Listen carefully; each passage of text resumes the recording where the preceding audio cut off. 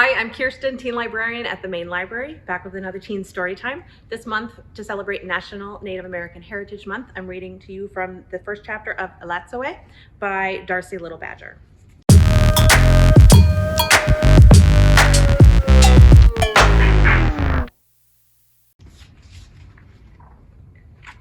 One.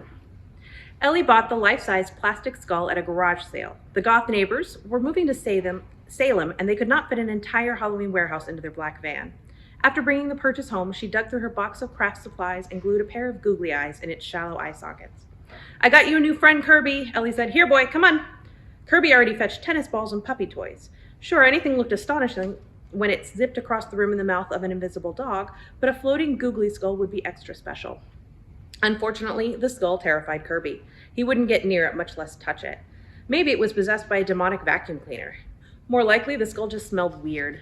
Judging by the soy candles and incense sticks at the garage sale, the neighbors enjoyed burning fragrant stuff.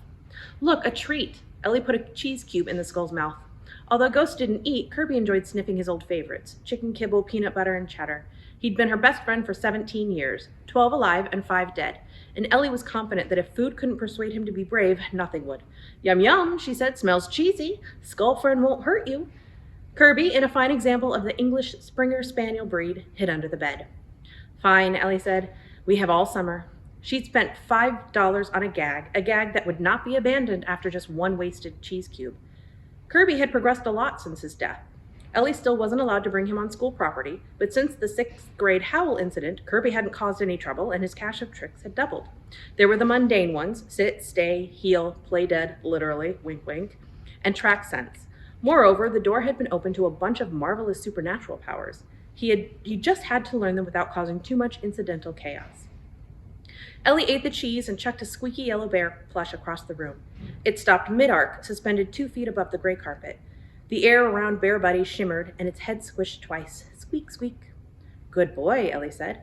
Maybe for Kirby's peace of mind, the skull should make a funny sound. A rattle, a wee scream.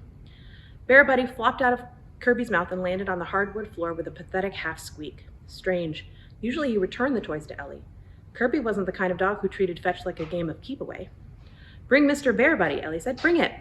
In response, Kirby turned fully visible, as if somebody had flipped a switch from shimmery transparent to opaque. "You okay?" Ellie asked. It took effort for the dead to be seen. He rarely became visible without her clear command to appear. "What is it? Are you still scared? Does this help?" She covered the skull with an old sweater. Instead of relaxing, Kirby tucked his tail and darted from the bedroom. "Hey!" Ellie ran into the hall, but he wasn't there. "Kirby!" she called. "Here, boy!" He popped through the stucco wall, whining. Paranormal vibrations hummed through her bones. She felt like a tuning fork, resonating with worry.